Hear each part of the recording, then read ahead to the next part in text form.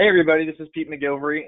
We're here for the second of a two-part webinar series for alternative corridor evaluation. We're going to go through today the detailed practitioner view, so the various products that we've identified to support ACE, so things like the methodology memorandum, the ACE report, and how you deal with comments and how you address everything. That's what this webinar is intended to hit on for the most part. We already did a part one, which was last week. It's been recorded, it's been uploaded to our website. It gave an overview of the ACE process and how it fits into our various other DOT processes. And just like last time, we were joined by a fantastic group of trainers. We've got Sylvia, you wave, Sylvia. We've got Ted. Hey. And we've got Chris. I gave a detailed bio for these guys, but they have lots of experience. And quite honestly, we got a lot of information to go through today. So I'm going to quickly turn it over to Sylvia, and we're just going to get going. There is a question box. If you got questions, I know she's going to tell you on the next slide. Feel free to add in the questions. We're paying attention. There'll be opportunities to engage and ask questions throughout, and we'll make sure that we stay up on the question box and provide responses. So with that, Sylvia, I'm going to turn it over to you, and we'll get going. Great. Thanks, Pete. Good morning, everyone, and welcome to part 2 of the ACE webinar. As a reminder, this webinar is being recorded just as webinar 1 was, and the link is actually on the slide, and I believe, Pete, you're going to put that in the little question box as well. A series of handouts were developed. As a reminder, you don't need to download those now. Those will also be on the website. If you're watching with multiple people, please remember to include the names of those folks on the question box. That way we can give them the proper credit, whether that's PE or AICP. We're still working on the AICP. So during the webinar, if you have a question, go ahead and place that in the question box. We have a team monitoring those questions, and we'll open it up after each lesson to address the questions. This webinar is much longer than webinar 1, so we have scheduled a break in between. Excellent, great.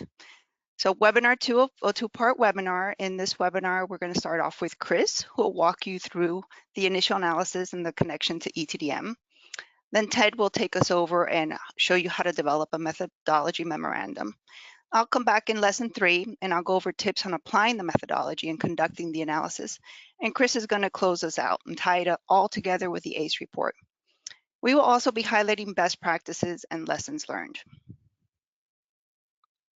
As a reminder, refer to the ACE process into the ETDM manual chapters 3 and 4 and the PD&E manual part 1 chapter 4. And another reminder, here's some recommended trainings. It helps to set the context for ACE. So we're going to quickly review a couple slides from webinar 1 just to set the stage for this training. As you recall, the overarching intent of the ACE process is to minimize the number of alternatives that go into full NEPA or full PD&E analysis. This upfront planning work may result in elimination of corridors, which may avoid potential dispute resolutions.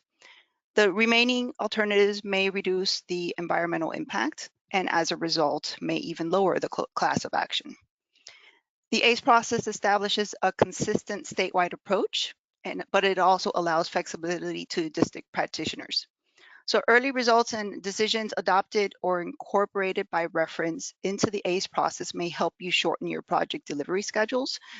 But if you recall, adoption and use of ACE decisions in the NEPA process is subject to determination by the lead agency.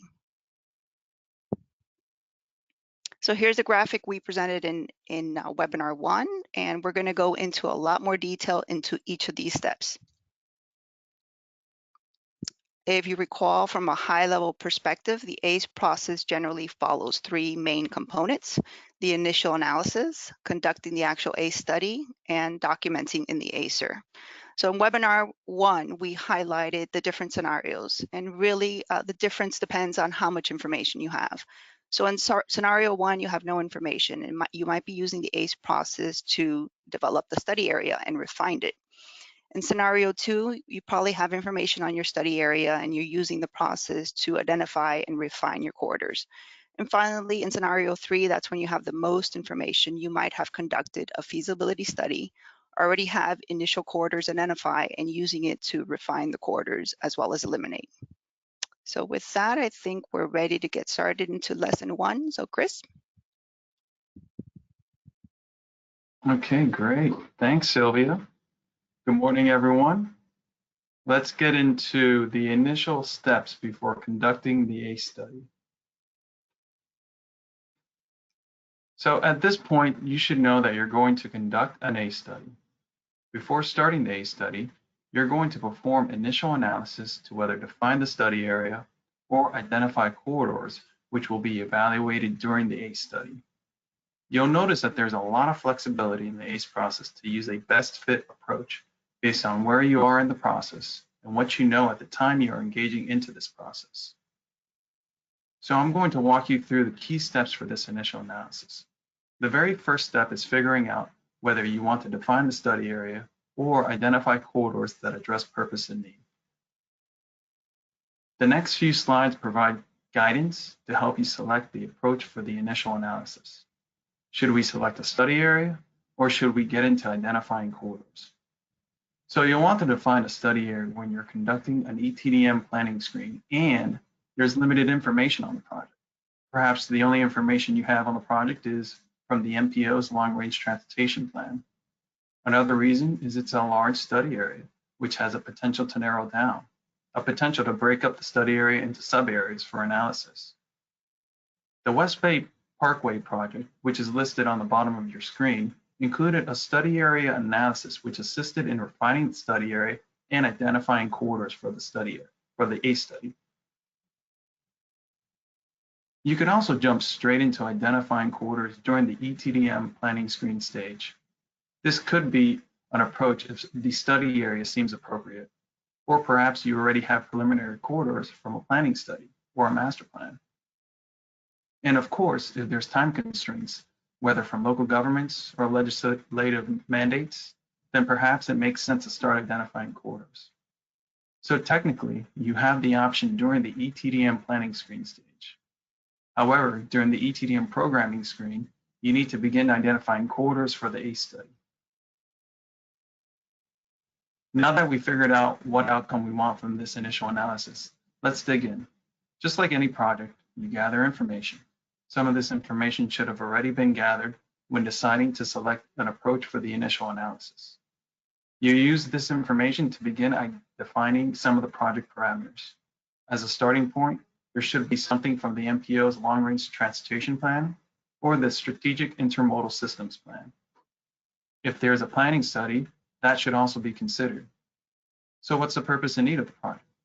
You need to describe this before defining the study area or identifying corridors. Is the purpose of the project to relieve traffic demand from a local community? Do you want to connect interstate systems and arterial roadways? What is the project? Is it an expressway, an arterial, a bicycle and pedestrian corridor? Is it in an urban setting, a rural community, a natural area? And where will the project connect? Do you have a begin and end point? If the intent is to identify corridors from the initial analysis, then you first need to determine what type of corridor path or analysis. Swaths are the largest types of corridor paths. This is where a lot of ACE studies start out. Broad corridors are more defined. You'll have a clear idea of the typical section, but keep it a little wider for future refinements. And a narrower alignment is when you have a defined typical section. This could be the result from the ACE study and what you would want to take into the PD&E phase. When determining the corridor width for the analysis, there are several scenarios about how the project develops from the initial analysis to the ACE study. As you can see from this image, the ACE process provides a lot of flexibility for where you start and end. The width of the corridor selected during the initial analysis and ACE study is a function of the individual project and study area under consideration. Smaller widths may be appropriate in projects where there is a clear definition of potential impact areas to avoid. In other circumstances, you'd want to select a wider footprint, which provides flexibility when refining the corridors during the ACE study. Overall, when identifying corridor widths for analysis, it's recommended to select widths that are wide enough to allow the design of the alternatives to shift as needed to avoid potential impacts. Corridor widths can narrow as the study progresses, and they usually do. As the ACE study is being developed and the typical section features are defined, the evaluation width of the alternative corridors can be narrowed to represent the potential typical section that could be used in the PD&E phase. During the initial analysis stage, you should also begin to identify basic design elements such as type of facility, context classification, the potential design speed. These are needed to identify the horizontal curvature that you'll apply to the corridor paths. That way they have a realistic alignment. Access points. At the very least, start with a beginning and ending access point for each corridor. Consider intermediate access points such as interchanges or intersections. And this is subjective, but identify a reasonable number of corridors. Once you have the project parameters such as purpose and need, a general study area, and have an idea of what the corridor paths and width will be used for the analysis, it's time to identify corridors or refine the study area. There are two primary activities that assist with defining a study area or corridors for the ACE study. One is assessing their ability to meet purpose and need, and two, the potential impacts to environmental resources. For instance, corridors may be identified based on environmental resource mapping. Then you develop future traffic projections to check if they address purpose and need. This could also be accomplished in reverse order, where corridors are first identified based on their ability to meet purpose and need. Corridor refinements could occur, which prompt reanalysis. In addition to these primary measures, there's more that can and should be considered depending on the project and the study area. Let's talk some more about the purpose and need. Most ACE studies are for new corridors, so the primary purpose and need goals are usually connectivity and improving traffic conditions. Evaluating a corridor's ability to meet purpose and need could be as simple as corridors connecting an economic employment area to residential communities. Or it could be more intense effort like developing future traffic projections. Although, since traffic is usually a primary goal, we recommend initial and early traffic analysis to define and later refine alternative corridors. This is at a conceptual stage, so traffic analysis should match this level of information, which for most ACE studies is focused on future traffic projections. Future traffic projections could be an iterative process where corridors are initially laid out, access points are conceptualized, future traffic demand is then forecasted and compared with other corridors. Refinements are made, and then traffic is rerun. At the end of this iterative process, a set of alternative corridors are identified that seem to address the purpose and need for the project. This could also be used to eliminate corridors or even a study area before conducting the ACE study. If it doesn't meet purpose and need, then it should no longer be considered. Here we have the West Bay Parkway project. Prior to the ACE study, a corridor feasibility study was conducted as the initial analysis to refine the study area and corridors. The primary purpose and need goals for this project were mobility and connectivity. You'll notice that on the map on the screen, it has 3 distinct regions. Future traffic was projected by laying out corridors along the limits of each region, and then the results for each region were compared against the purpose and need. Notice that at the top region 1, resulted in low mobility benefits, poor regional connectivity, and the longest travel time. The region 1, which is that northern region on the map, did not address the purpose and need of the project. The initial analysis effectively eliminated this northern region prior to conducting the ACE study. The environmental evaluation for the initial analysis is largely based on desktop analysis. GIS is used to identify sensitive environmental resources, which assists in identifying corridor paths. Corridor paths are based on the selected corridor widths and designed using the preliminary design criteria, which we discussed earlier, such as the horizontal curvature. Corridor paths are laid out on a GIS-based map to avoid or minimize impacts to sensitive environmental features to the extent feasible, sometimes meandering from beginning to endpoint. One GIS analysis technique used by several ACE studies is land suitability mapping. It's a best practice to consider using this method. Another GIS tool is the ETDM Environmental Screening Tools Area of Interest feature, which allows you to screen corridors without initiating an official ETDM screening event.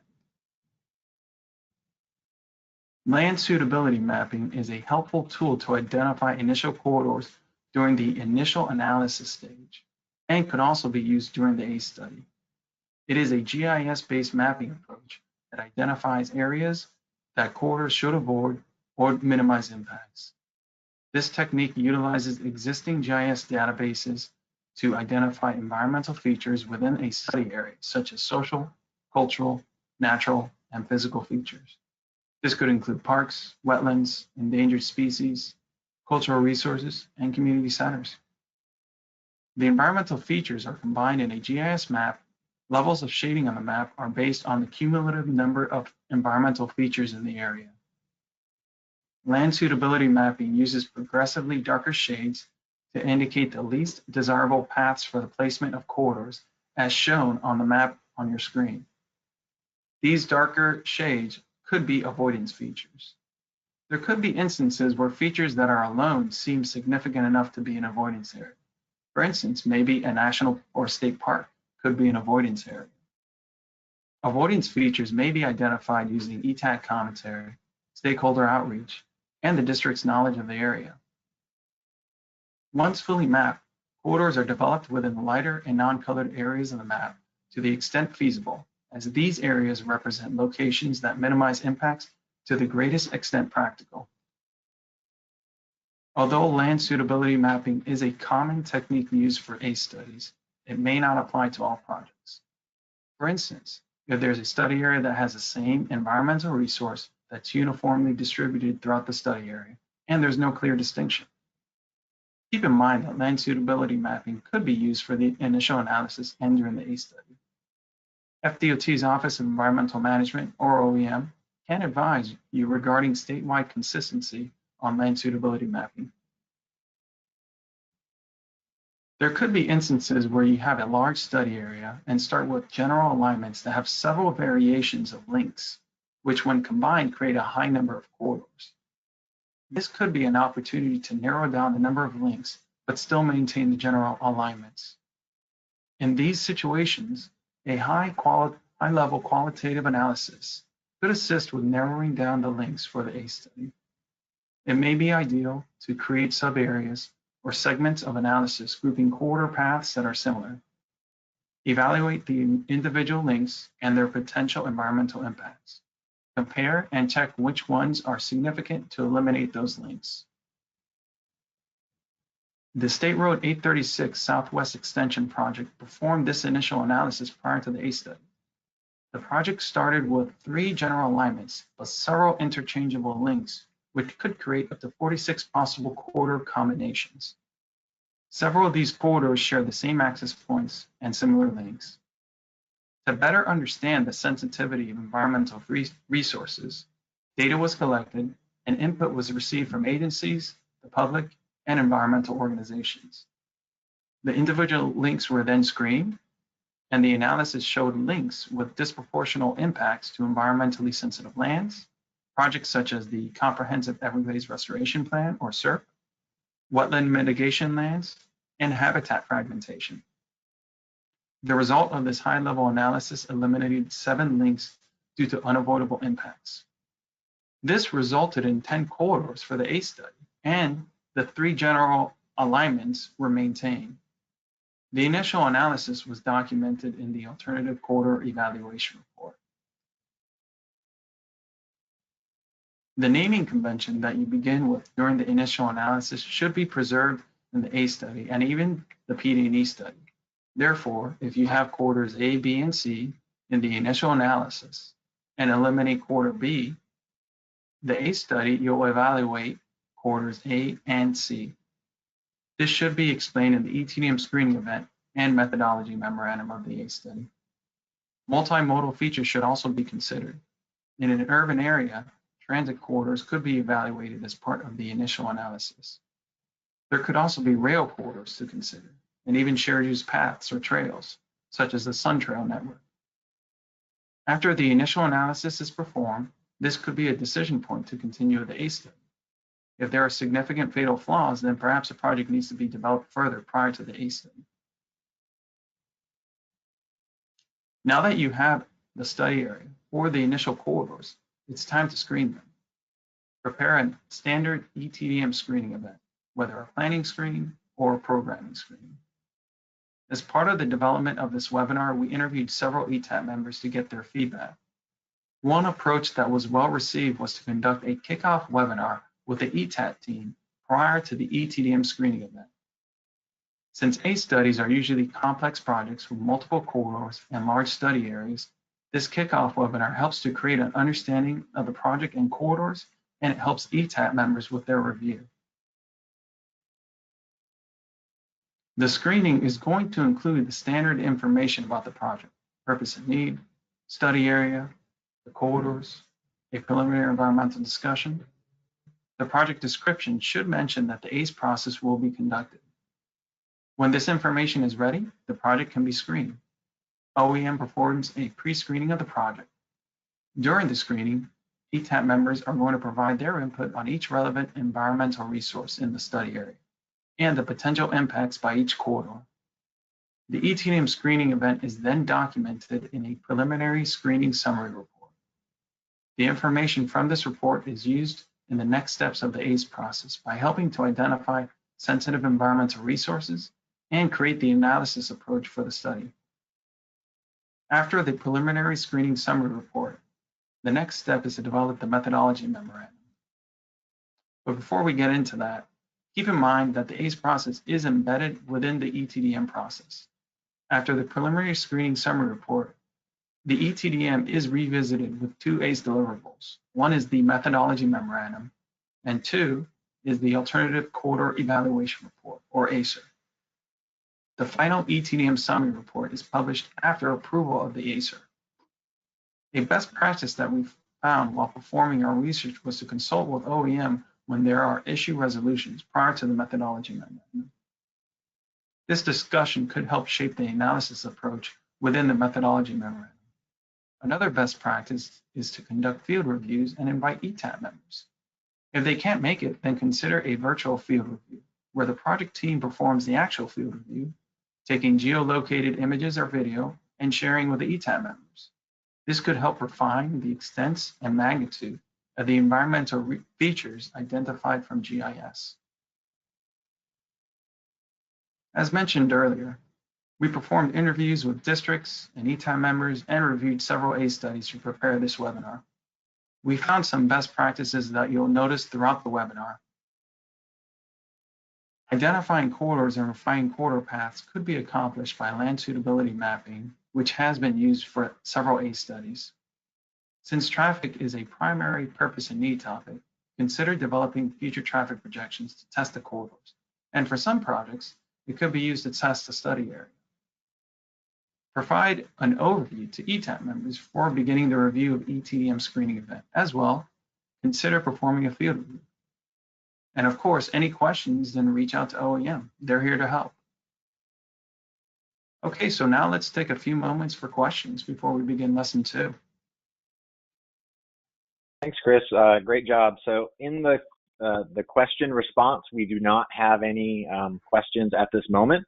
If somebody does have any questions on the material Chris just covered, this is a great opportunity to put in those questions. And we'll just give you a minute to see if anything comes on. If not, we think we're doing a good job, and this doesn't end the conversation. Just because you don't ask any questions in this session, you can always ask questions later. We're happy to entertain everything. And even at the end of the webinar, that's not the end of the conversation. This material, there's a lot to digest, and a lot of times you're not actually going to necessarily use it until it's time to actually use it, and that's kind of when the questions come up. So just know you can always reach out to us and OEM at any time with any of that. So one of the questions that came in is, are economic impacts evaluated and considered? And Ted, I'm going to let you actually answer that one. Certainly, economic considerations are part of purpose and need as we develop those, and they can be purpose and need components. So, and then as well, benefit cost analysis. Of course, this is that tough balance between what do you do in the ACE study and what do you do in PD&E. So I think each project is unique, so it's hard to answer that specifically. If anybody else wants to weigh in, please feel free. Yeah, I would say it really depends on the project. I mean, you could perform some economic analysis early on to check maybe if that is a purpose and need topic, or that could be something that's left into the ACE study or in future phases of the project. And even life cycle analysis can come into alternative selection. Yep, that's true as well. There isn't one more question that came in. For a new alignment, there's difficulty in performing a field review. How would you handle that on a new alignment? So obviously, you know, depending on where that new alignment is going to be, your techniques are going to be very different. What are some of the techniques you can use with your team to get them up to speed on what's in that particular area if, you know, it's a new alignment in a new location and it's not very accessible? What are some of the things they can do out there? So I can take that on. Can you hear me fine? We can. Thank you, Sylvia. Okay, great. So we actually had that example, and we limited the amount of field review that was used. So we work with the agencies to get the most up-to-date GIS data layers, and then where we knew that there were sensitive environmental areas like sensitive wetlands, we limited the field reviews to those locations and then updated the GIS layers to reflect that. We had to work with some of the agencies. For example, South Florida Water Management District needed to give us access to some of their lands, and that required some back and forth to be able to get into those areas. Knowing you're not going to be able to get into everything, you do the best that you can. Maybe in some cases, drones can be used to take a look at what the area looks like. But the intent is not to do heavy field work during the ACE process. It's to compare the alternative corridors to a degree that it's not NEPA work, it's pre-NEPA work, but to be able to compare them enough so you can see the main differences and eliminate those corridors that have substantially more impacts than other corridors.